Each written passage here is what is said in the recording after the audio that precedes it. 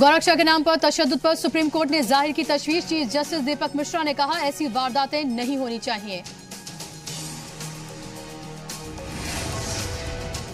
जिन्ना तनाजे के बाद अब अलीगढ़ मुस्लिम यूनिवर्सिटी में रिजर्वेशन को लेकर छिड़ी बहस। रामशंकर कठेरिया की एएमयू इंतजामिया से meeting. BJP MP Satish Gautam ने की SC ST OBC तलबा के रिजर्वेशन का मुतालबा।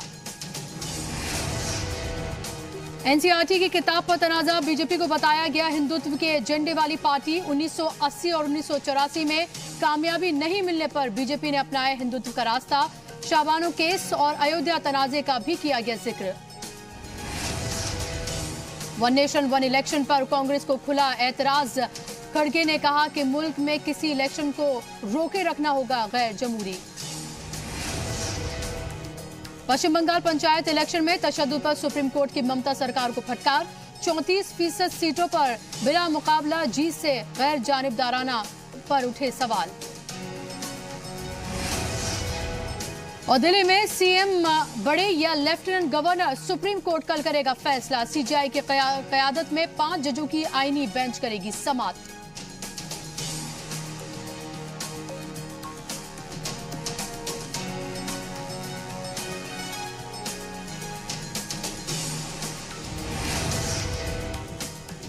आदाब नाज़रीन, जी सलाम में आप सभी का इस्तकबाल है। मैं हूं आपके साथ बुशरा खानम फहद। और आज जो हमने नया प्रोग्राम शुरू किया है आपकी बात, उसका आज दूसरा दिन है। और आज भी हम बात करने जा रहे हैं बेकसूर मुसलमानों को लेकर या बेकसूर कैदियों को लेकर। इस शो में ना कोई बहस होगी, ना कोई शोर शराबा होगा। यहाँ पर सिर्फ आपके सरोकार की बात होगी। वो मुद्दे होंगे जो आपके लिए मायने रखते हैं, जिसके बारे में आप जानना चाहते हैं, जिसके बारे में आप सुनना चाहते हैं। और वो माहिरीन उनको बुलाएंगे हम जिनके राय जो है वो मायने रखती है या जो आपके लिए मायने रखते हैं। आज हम बात करने जा रहे हैं अब्दुल वाहिद शेख की, जो पेशे से एक टीचर थे। 11 सितंबर 2006 वो दिन जब मुंबई लोकल ट्रेन्स एक के बाद एक कई बम धमाकों से दहल गई थी। उसी बम धमाकों में अब्दुल वाहिद की जिंदगी को भी दहला दिया था। एक पल में उन्हें बच्चों का मुस्तकबिल संवारने वाले उस्ताद से दहशतगर्द और देश का गद्दार बना दिया गया था। जुर्म कबूल करवाने के लिए 3rd डिग्री टॉर्चर दिया गया। उन्हें वो तमाम अजियत दी गई ताकि वो टूट जाएं, डर जाएं और वो गुनाह कबूल कर लें जो उन्होंने किया ही नहीं। लेकिन वो टूटे नहीं, बिखरे नहीं। और 9 साल की कानूनी लंबी लड़ाई के बाद आखिरकार वो बाइज्जत बरे हुए। और आज हमारे साथ कुछ ही देर में वो जुड़ने जा रहे हैं, उनसे हम बात करेंगे। लेकिन उससे पहले देखिए उनकी कहानी। 7 दिन लगातार मुझको इलीगल तरीके से रखा गया और टॉर्चर किया गया। मुझको बहुत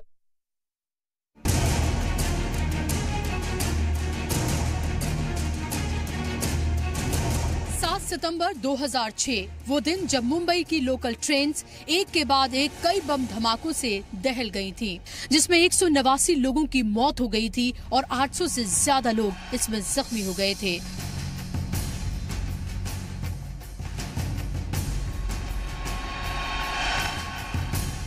इस पूरे मामले में 13 लोगों को पकड़ा गया था, जिसमें 12 लोगों को कोर्ट ने कसूरवार करार दिया था और मुंबई के अब्दुल वाहिद शेख को 9 साल के बाद बाइज्जत बरी कर दिया गया था। जेल में मैं पूरे 9 साल रहा।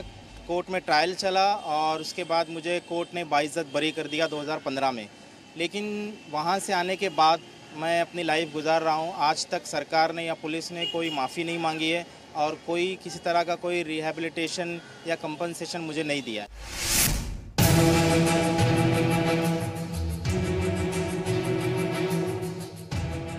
अब्दुल वाहिद एक टीचर थे और बच्चों को साइंस पढ़ाते थे। किसी भी ख्वाहिशमंद इंसान की तरह वो भी जिंदगी में आगे बढ़ना चाहते थे और बीएड के बाद PhD करना चाहते थे।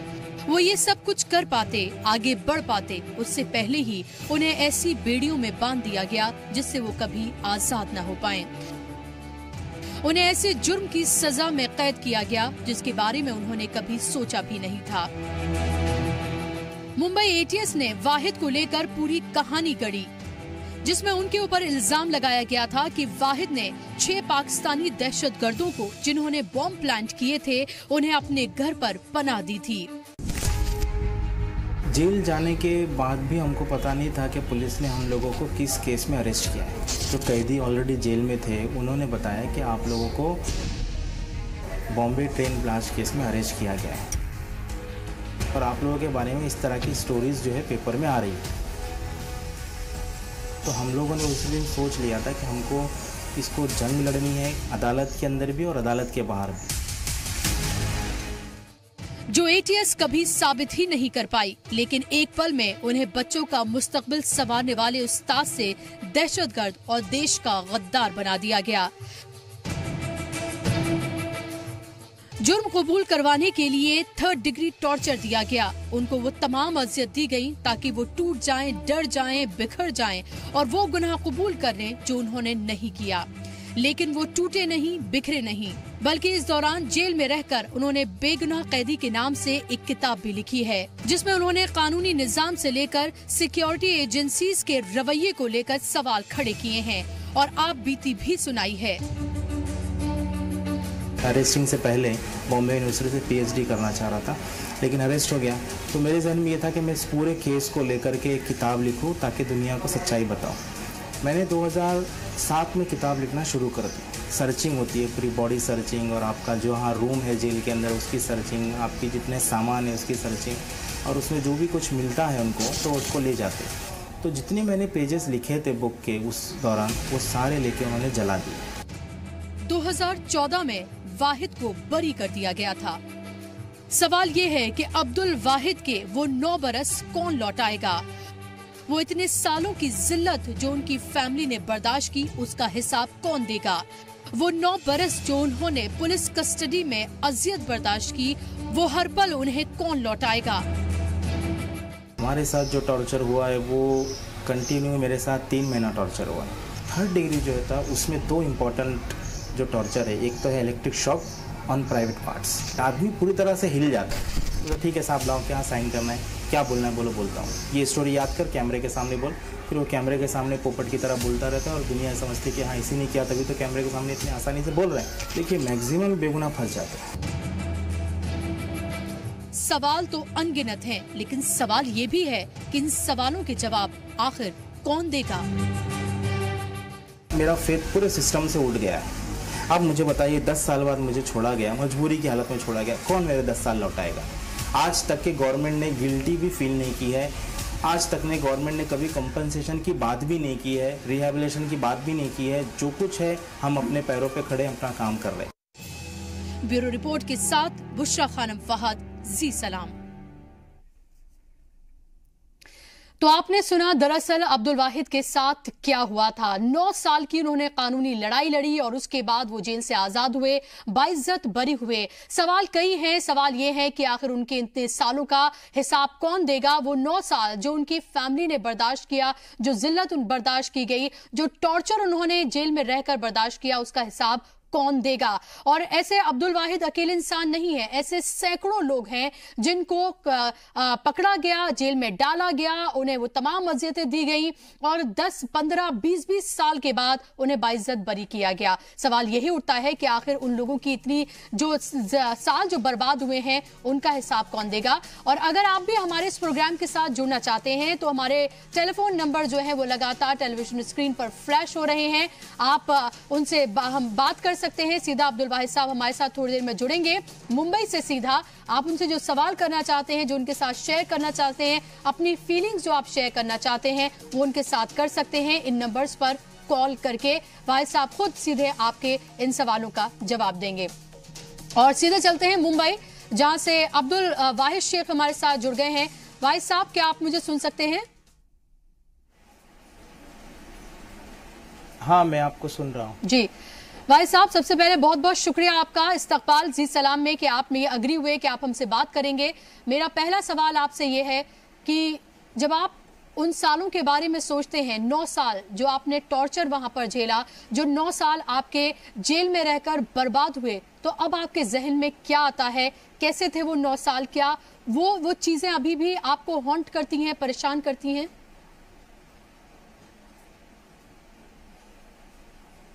देखिए, वो जो 9 साल है वो बहुत ही टेरिबल है और उसमें सबसे ज़्यादा जो हॉरिबल चीज़ है वो पुलिस कस्टडी का पीरियड है, जिसमें 4 महीने करीब करीब मुझे जो है इलीगल टॉर्चर के साथ, पुलिस कस्टडी के साथ जो है अलग अलग तरीके से टॉर्चर किया गया।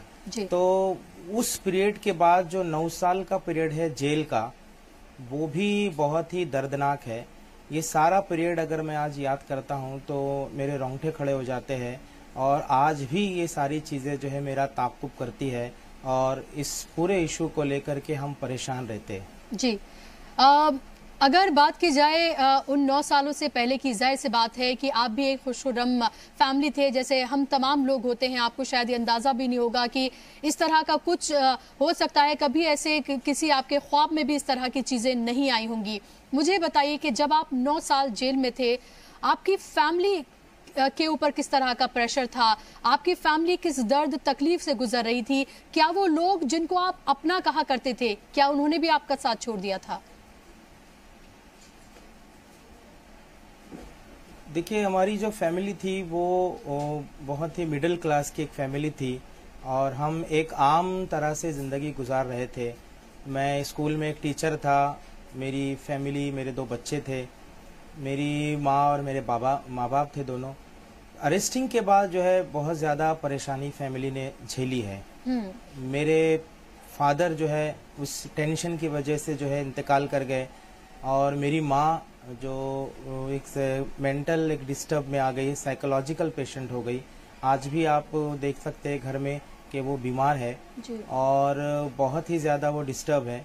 मेरी वाइफ को जो है जॉब करना पड़ा 9 साल, वो कभी भी पर्दे के बाहर आई नहीं है, और मेरे जो 2 छोटे बच्चे थे मासूम, उनको भी जो है बहुत परेशानी उठानी पड़ी। तो कुल मिला के एक आदमी जब जेल में जाता है तो सिर्फ वही परेशान नहीं होता, बल्कि उसके पीछे जो पूरी फैमिली है वो सब के सब डिस्टर्ब हो जाती है। वो फैमिली किसी को नजर नहीं आती जी। उसका दुख और उसकी तकलीफ जो है वही आदमी समझ सकता है जो जेल गया है। जाहिर सी बात है। और आपकी जो दास्तान है, आपकी जो स्टोरी है, अब स्टोरी हम इसे कह सकते हैं, हालांकि देखा जाए तो कितनी अजियत से आप गुजरे हैं वाहिद साहब, वो ये भी बताती है कि किस तरह से जो सिक्योरिटी एजेंसीज हैं वो कौन से दबाव में आकर इस तरह की कहानियां गढ़ती हैं, लोगों को परेशान करती हैं, उन्हें टॉर्चर करती हैं, और उन्हें इस तरह से टॉर्चर किया जाता है कि वो जो कहानी गढ़ रहे हैं दरअसल उसमें वो हामी भर दें और एक आम इंसान से पल भर में दहशतगर्द बन जाएं। और हमने देखा कि किस तरह से आपके साथ भी वो किया गया। उसके बारे में हमें थोड़ा बताइए कि कैसे क्या कुछ आपके साथ हुआ था, कैसे पल भर में आपको दहशतगर्द बना दिया गया था, देश का गद्दार आपको बना दिया गया था। देखिए, मैं समझता हूँ कि ये जो सिक्योरिटी एजेंसीज है या पुलिस एजेंसीज है, ये कोई एक हिडन एजेंडा है जिसके ऊपर वो काम करते हैं, और मासूम लोगों को पकड़ करके रातों रात जो है एक टेररिस्ट के रूप में पूरी दुनिया के सामने पेश कर देते हैं।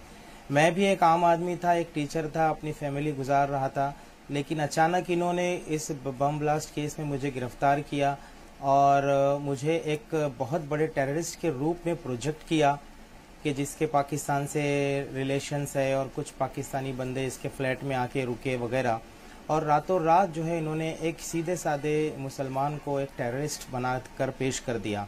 और मीडिया में जो रिपोर्ट्स आई, उसके बाद जो चार्जशीट आई कोर्ट के अंदर, उसके बाद जो है हमारी छवि जो है बहुत ज़्यादा ख़राब हो गई, और कोई भी हमें जो है सुनने के लिए तैयार नहीं था जी। तो मैं समझता हूँ कि ATS हो या पुलिस की दीगर एजेंसी हो, ये सब जो है एक सोचे समझे मंसूबे के तहत जो है मुसलमानों को बदनाम करने की कोशिश कर रही है। जी, एक कॉलर है हमारे साथ पौंडीचेरी से, कहकशा। वाहिद साहब आपसे वो डायरेक्ट बात करना चाहती है। कहकशा, बताइए क्या कहना चाहती है। वाहिद साहब आपको सुन रहे हैं।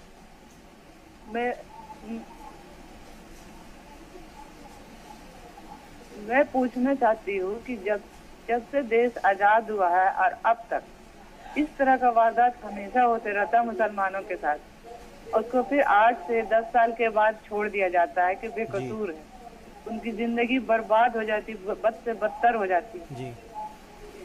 उनके हालात इतने बुरे हो जाते हैं कि बाहर भी काम नहीं मिलते जी। तो ये इंसाफ कब होगा और ये कब हटेगा मुसलमानों से ये इल्जाम कि वो पाकिस्तानी हैं और टेररिस्ट है। जी भाई साहब,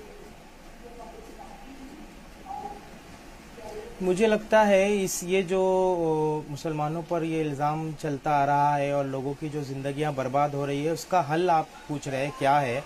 तो मुझे लगता है इसका सबसे ज़्यादा आसान हल ये है कि पुलिस को काउंटेबल बनाया जाए, अकाउंटेबिलिटी होनी चाहिए और एक ऐसा एक्ट होना चाहिए कि अगर किसी भी जुर्म में कोई पुलिस ने किसी को टेररिस्ट केस में अरेस्ट किया है, वो छूट जाता है 8 से 10 साल बाद और ये साबित हो जाता है कि वो बेगुनाह था, पुलिस ने गलत उसको अरेस्ट किया था, तो उस केस का जो इन्वेस्टिगेशन ऑफिसर है या उस केस के जो दूसरे ऑफिसर है, उन पे ऑटोमेटिकली क्रिमिनल केस दर्ज होना चाहिए और उनको जेल भेज दिया जाना चाहिए।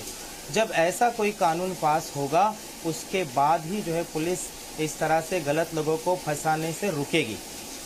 जी, एक और कॉलर हमारे साथ पुणे से जुड़ गए हैं, अंजुम है हमारे साथ। दूसरी चीज ये जी जी भाई साहब, अपनी बात पूरी करिए, फिर मैं कॉलर लेती हूँ। मैं दूसरी चीज़ ये कह रहा था कि दूसरी चीज़ ये होना चाहिए, एक ऐसा एक्ट होना चाहिए, एक ऐसा कानून होना चाहिए कि अगर किसी केस में 8-10 साल के बाद अगर कोई छूटता है बेगुनाह, तो ऑटोमेटिकली गवर्नमेंट, स्टेट गवर्नमेंट को और सेंट्रल गवर्नमेंट को माफ़ी मांगनी चाहिए, उसको जो है रिहेबिलिट करना चाहिए और उसको जो है एक बड़ी रकम कंपनसेशन की शक्ल में देनी चाहिए। जब ऐसा कानून पास होगा और जब गवर्नमेंट की जेब से पैसे जाएंगे लाखों की शक्ल में, तो गवर्नमेंट भी पुलिस पे प्रेशर बनाए रखेगी कि गलत लोगों को ना फंसाए। जाहिर सी बात है, तो कोई अकाउंटेबिलिटी नहीं है और इसलिए लगातार इस तरह के मामले जो है सामने आते रहते हैं। रिहैबिलिटेशन के लिए कोई पॉलिसी नहीं है, कोई लॉ नहीं है, कोई एक्ट नहीं है इसको लेकर, ताकि ऐसे लोग जो मासूम है, बेगुनाह है, जो फंसाए जाते हैं और उसके बाद फिर वो बरी हो जाते हैं, लेकिन 10 साल, 15 साल, 20 साल जेल में वो गुजारते हैं और उन सालों का हिसाब कोई नहीं देता। उन सालों में जो उन्होंने अपनी इज्जत को गंवाया है, जो पैसे जो कमाते, जो अपनी फैमिली के साथ वो वक्त गुजारते, वो सब कुछ जो गंवाया है, उसका हिसाब दरअसल कोई नहीं देता है। यहां पर हम रुक रहे हैं एक बहुत छोटे से ब्रेक के लिए, और अगर आप हमारे इस प्रोग्राम के साथ जुड़ना चाहते हैं, वाहिद साहब से डायरेक्ट बात करना चाहते हैं, तो जो नंबर लगातार टेलीविजन स्क्रीन पर फ्लैश हो रहे हैं उस पर आप कॉल कर सकते हैं। फिलहाल वक्त एक छोटे से ब्रेक का, जल्द लौट रहे हैं।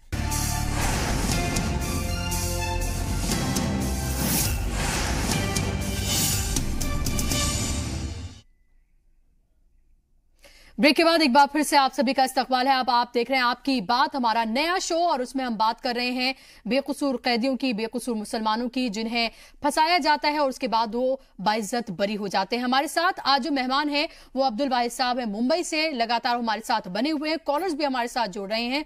एक कॉलर हमारे साथ मौजूद है पुणे से, अंजुम। जी बताइए अंजुम साहब, क्या जानना चाहते हैं आप वाहिद साहब से? हेलो जी, मैं जानना चाहता हूँ कि ये होता क्यों है, मुसलमानों के ही साथ क्यों होता है, और उसके बाद जब उनको बेगुनाह करार देके छोड़ दिया जाता है, उसके लिए कोई सजा मिलती है उन लोगों को जो जिन्होंने इनको फंसाया होता है जी आज तक, या उसके लिए कोई कानून बनना चाहिए कि नहीं? जी। और जी। ये लोग क्यों, ये कोई ऐसे लोग जो है जो ये करते हैं वो हिंदुस्तान के टुकड़े करना चाहते हैं, they want to break India. जी जी। और उन लोगों के लिए, उसके लिए तो गद्दारी का वो सजा मिलनी चाहिए उन लोगों को जो इनको फंसा रहे हैं। क्यों नफरत पैदा करते हैं लोगों में? जी, ऐसे लोगों के लिए सजा तजवीज होनी चाहिए, बिल्कुल, और एक लॉ बनना चाहिए उनके खिलाफ जी, ताकि दूसरी न हो जाए। Because everybody must know that he is an Indian. ये नहीं कि मुसलमान है, हिंदू है, सिख है, ईसाई है, कोई है। ये अमेरिका में जाइए आप, everybody will tell you American whether he may be a Muslim, he may be a Hindu, he may be any caste. बिल्कुल, आपने बहुत वाजिब बात यहाँ पर रखी है।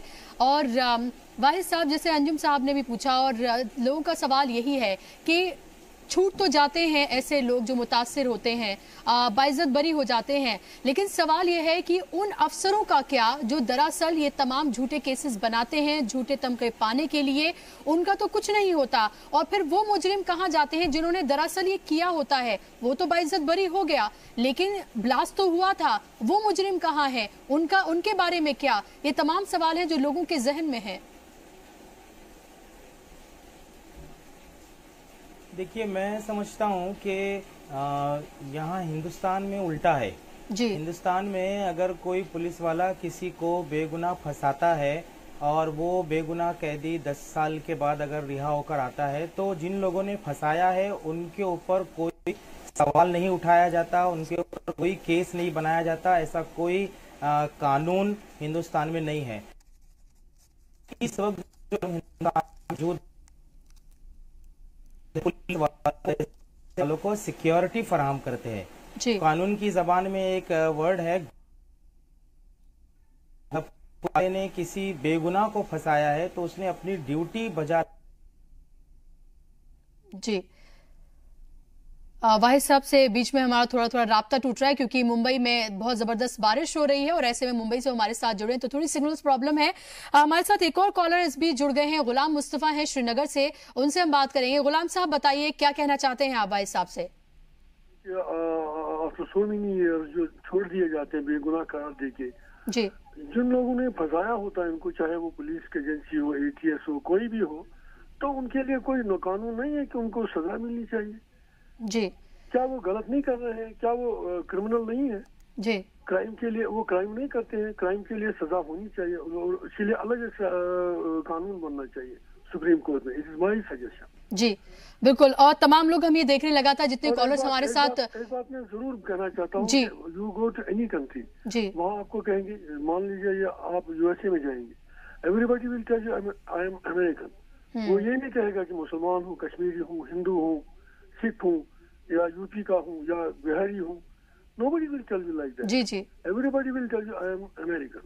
जी यहाँ ऐसा होना चाहिए। Everybody should say I am Indian. बिल्कुल नहीं कि मैं मुसलमान हूँ और पकड़ूं मुसलमान को, ऐसा होना नहीं चाहिए। जाहिर सी बात है कि ये नहीं होना चाहिए और सब हिंदुस्तानी है, सबसे पहले हिंदुस्तानी है, उनके बाद ही उनका मजहब आता है। और लगातार सवाल जितने भी कॉलर्स हमारे साथ जुड़े उन्होंने ये उठाए कि दरअसल जो लोग हैं, जो मुतासिर हैं, उनकी तो कहानी एक तरफ है, लेकिन जो ऑफिसर्स होते हैं, जो सिक्योरिटी एजेंसीज हैं, जो दरअसल झूठे केसेस में इस तरह से फंसाती हैं, पूरी कहानी गढ़ती हैं और उसके बाद 10, 15 साल, 20 साल के बाद वो बाइज्जत बरी हो जाते हैं। उन अफसरों के ऊपर कार्रवाई क्यों नहीं होती, उनको लेकर लॉ क्यों नहीं बनता और उनके रिहैबिलिटेशन का क्या? और वाहिद साहब हमारे साथ जुड़े हुए थे। वाहिद साहब 20 सेकंड है मेरे पास, आखिरी मैसेज आप लोगों को क्या देना चाहेंगे जो आपके साथ जुड़े हुए हैं? देखिए, मैं ये कह रहा हूँ कि जो पुलिस वालों ने गलत किया है, जब आप देखिए मालेगांव बम ब्लास्ट केस के अंदर 2006 में जिस तरह ने 9 मुस्लिम नौजवानों को फंसाया और उन सबको जो है डिस्चार्ज कर दिया गया, ये साबित हो गया है। उसके बावजूद भी उस पूरी ATS टीम के साथ कुछ भी मामला नहीं हुआ है, कोई केस नहीं बना है। तो जब तक एक कानून नहीं बनेगा स्टेट के अंदर, सेंटर के अंदर, पुलिस की अकाउंटेबिलिटी नहीं होगी, ये सिलसिला थमने वाला नहीं है। खुद हमारे केस में 7/11 बम ब्लास्ट रेलवे के अंदर हुआ है 2006 में, जिन गिरफ्तार को पकड़ा गया था वो सब के सब बेगुनाह थे, लेकिन दबाव करके झूठे गवाह खड़े करके सबको सजाया दी है। 5 लोगों को फांसी और 7 लोगों को लाइफ है। तो और ये पूरे बेगुनाह लोग 12 साल से जेल में, इसी महीने केस है। तो मेरा ये कहना है सबके लिए कि अगर आप लोग चाहते हैं कि ये सिलसिला खत्म होना चाहिए तो उसके लिए आपको एक पूरी ताकत के साथ आवाज उठानी पड़ेगी कि पुलिस वालों का गिरेबान पकड़ा जाए और उन लोगों के खिलाफ कानून बनाया जाए और जिन लोगों ने इस तरह के गंदे काम किए उन सबको फौरन जो है, जाहिर सी बात है, उनको सजा मिलनी चाहिए। सजा एक तरफा नहीं होनी चाहिए। उन ऑफिसर्स को लेके भी अकाउंटेबिलिटी, उन एजेंसीज को लेके भी अकाउंटेबिलिटी तय करनी होगी जिन्होंने इस तरह के झूठे केसेस बनाकर ऐसे मासूम लोगों को फंसाया है। और पॉलिसीज और स्कीम्स उन लोगों के लिए बनानी चाहिए कि उनके रिहैबिलिटेशन का क्या। वो लोग छूट जाते हैं लेकिन उसके बाद ना उनको कारोबार मिलता है, ना उनको जॉब्स मिलती हैं और उनकी फैमिली का भी हाल बद से बदतर हो जाता है। वाहिद साहब बहुत बहुत शुक्रिया आपका जी सलाम के साथ जुड़ने के लिए, अपनी ये दास्तान हमारे साथ बांटने के लिए और हमारे नाज़रीन के साथ बांटने के लिए। तो आपकी बात में आज के लिए बस इतना ही। कल फिर से होंगे हाजिर एक और नई दास्तान के साथ, क्योंकि लगातार हम जी सलाम पर आपकी बात इस प्रोग्राम के जरिए ये सीरीज चला रहे हैं। कल एक और मेहमान के साथ हम हाजिर होंगे। तब तक के लिए मुझे दीजिए इजाजत और आप बने रहिए जी सलाम के साथ।